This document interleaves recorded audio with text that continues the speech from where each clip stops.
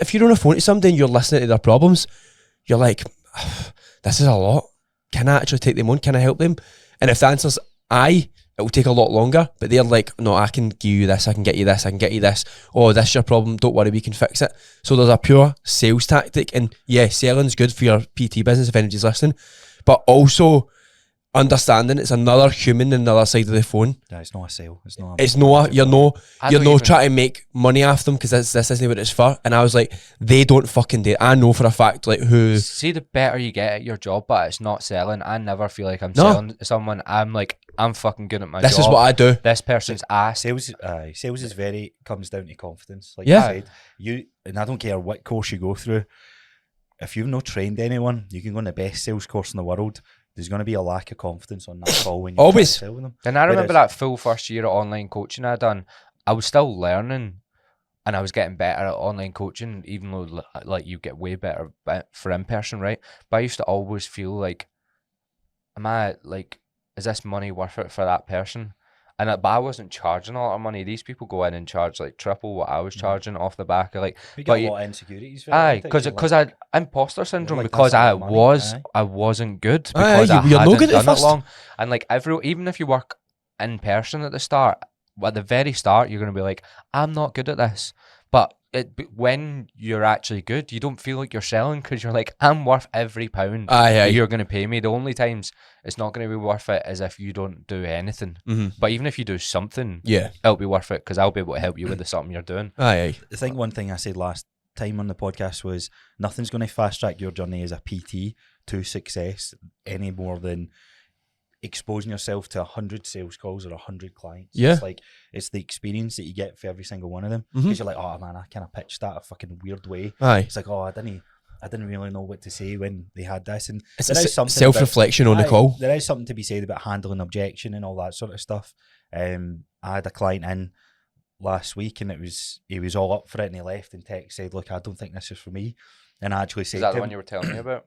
And I actually said to him, I was like, look, I think, in all honesty, I've overwhelmed you. And I says, look, I'm confident that this was going to change your life.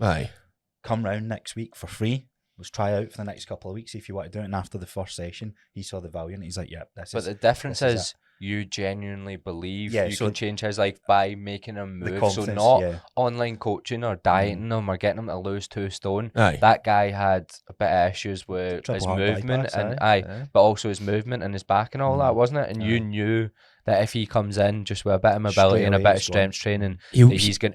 But you saying I'm going to change your life wasn't the way they put it. You're like, I genuinely know that with 6 months of working with me will make your life way better. Like genuinely. And you mean it.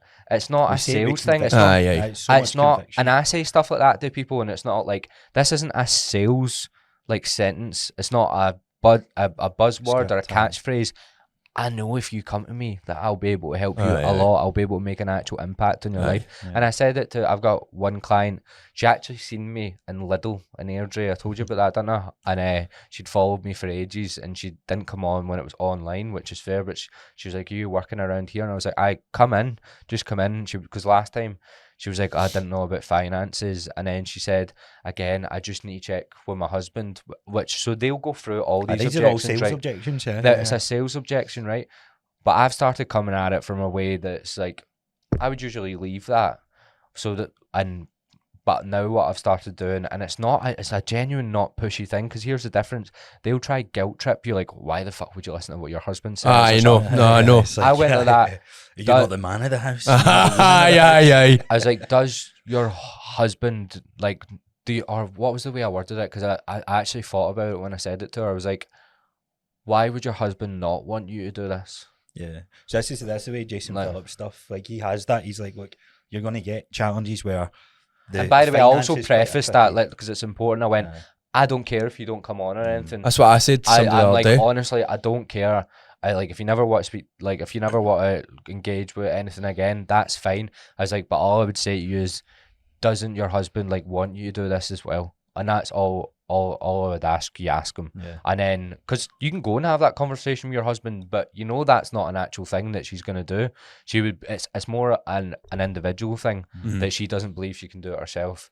Well, that was what had happened to the guy that was in last week. His wife didn't believe that it's the right thing for him, And he said that in the message to me, and I was like, well, and I ended up voice noting because you kind of get that across in text without it sounding arse. And I was like you said, it's like either way, at the end of the day, it is your decision. But I'm very passionate about resistance training and how it can dramatically impact your life. And I know that you turning 60 soon is going to, I can promise you that we'll work towards you feeling better than you did when you turned 50, because you've not done anything. And I've trained enough clients to get to the point where you can say it with conviction. Definitely. And that takes like 2 or 3 years at least. Yeah, so and that's experience. That the quicker you can get 100 customers or 100 clients exposed to and fuck up and trial and error, that makes you more confident. Every client, with every fuck up, with every quote unquote bad client that comes through your business, and as long as you take ownership of it and go, what could I have done differently to make their experience better? Forget it could be a client that just you never clicked to them or whatever the reason was. If you have that mindset going into it, you're going to be a much better PT.